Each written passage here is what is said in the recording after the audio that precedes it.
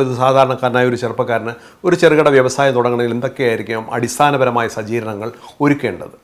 ഇപ്പോൾ ചെറുകിടം എന്ന് പറയുമ്പോൾ 10 കോടി വരെ ചെറുകിടത്തിലാണ് വരുന്നത്.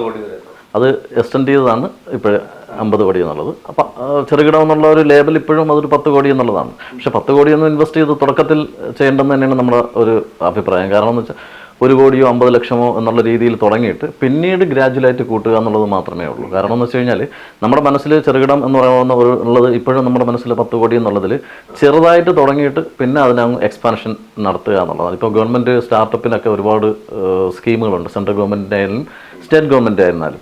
അപ്പോൾ ലൈസൻസിങ്ങും മറ്റു കാര്യങ്ങളൊക്കെ വളരെ ഈസിയാണ്. നമുക്കൊരു സ്ഥാപനം തുടങ്ങണമെങ്കിൽ മുമ്പൊക്കെയാണെങ്കിൽ പഞ്ചായത്ത് ഒരു ലൈസൻസിന് വേണ്ടി അപേക്ഷിച്ച് ഒരുപാട് നാൾ കാത്തിരിക്കണം. ഇപ്പോൾ അതൊന്നും വേണ്ട. നമുക്ക് ഓൺലൈനിൽ കയറിയിട്ട് KSFT സംവിധാനത്തിലൂടി നമുക്ക് ലൈസൻസ് എടുക്കാൻ പറ്റും. അത് ഓറഞ്ചോ റെഡോ കാറ്റഗറിയിലല്ലാത്ത ഓൾമോസ്റ്റ് വരുന്നതെല്ലാം അത് തന്നെയാണ്. പെട്രോൾ പമ്പ് പോലും സ്ഫോടക വസ്തുക്കളുള്ളതൊക്കെയാണ് നമുക്ക് റെഡ് കാറ്റഗറിയിലൊക്കെ വന്നത്. അല്ലാതെ ഉള്ളതിനെല്ലാം നമുക്ക് KSFT ഉപയോഗിച്ചിട്ട് നമുക്ക് അടുത്ത ദിവസം മുതൽ വ്യവസായം തുടങ്ങാൻ പറ്റും. അപ്പോൾ അതുപോലെ GST ഇപ്പോൾ 3 ദിവസം കൊണ്ട് അപേക്ഷിച്ചാൽ കിട്ടുമെന്ന് പറയുന്നുണ്ട്. ഒരു അനിവാര്യമായ ഘടകമാണോ?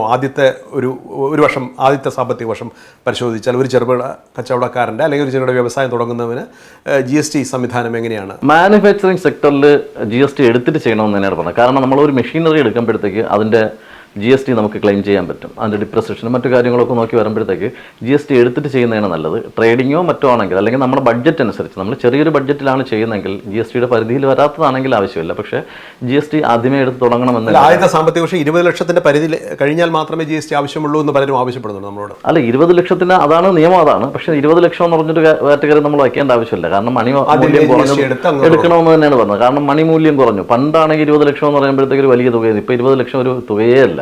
ഇപ്പോൾ ഇതുപോലും നമ്മുടെ മുദ്ര ലോൺ പോലും 20 ലക്ഷം രൂപയാക്കിയിട്ടുണ്ട്, ചെറിയ ഇതുപോലും. അപ്പം മെഷീനറി ആയിട്ട് മാനുഫാക്ചറിങ് സെക്ടറിലാണെങ്കിൽ തീർച്ചയായിട്ടും GST എടുക്കാൻ വലിയ പാടൊന്നുമില്ല. ആധാർ കാർഡും പാൻ കാർഡും ഉണ്ടെങ്കിൽ 3 ദിവസത്തിനുള്ളിൽ, 3 ദിവസം ഇല്ല, നമ്മൾ ഇപ്പോഴത്തെ പാസ്പോർട്ട് എടുക്കുമ്പോൾ തന്നെ അപേക്ഷിച്ച് കഴിഞ്ഞാൽ അടുത്ത ദിവസം തന്നെ GST കിട്ടുന്ന സംവിധാനം.